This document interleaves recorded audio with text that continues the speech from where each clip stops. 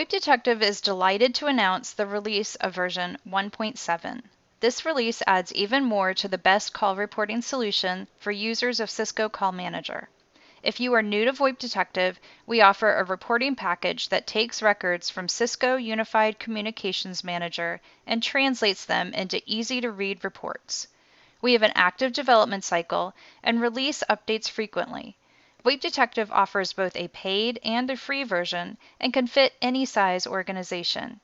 Designed to be used by administrators, managers, and end users, VoIP Detective makes it easy for anyone to pull phone system reports. So let's get into the new features of version 1.7.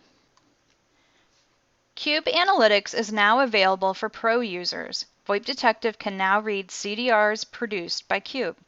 This means that you'll have insight into all calls that traverse Cube, including calls that never make it to CUCM. In addition to calls that go to Call Manager, you'll be able to view calls that are rejected or go to systems other than CUCM. For more information, look at our dedicated video for Cube Analytics. Endpoint usage is being introduced to release 1.7. VoIP Detective can show the last time each device or endpoint in Call Manager made a call. This is a direct response from customers who asked for help in finding unused phones. We create this report by pulling a list of all devices in Call Manager and comparing that with the call data in VoIP Detective, isolating the last time each device made a call. With this, you'll be able to isolate phones that are not used, possibly lowering your needed license count. For more information, look at our dedicated video for endpoint usage.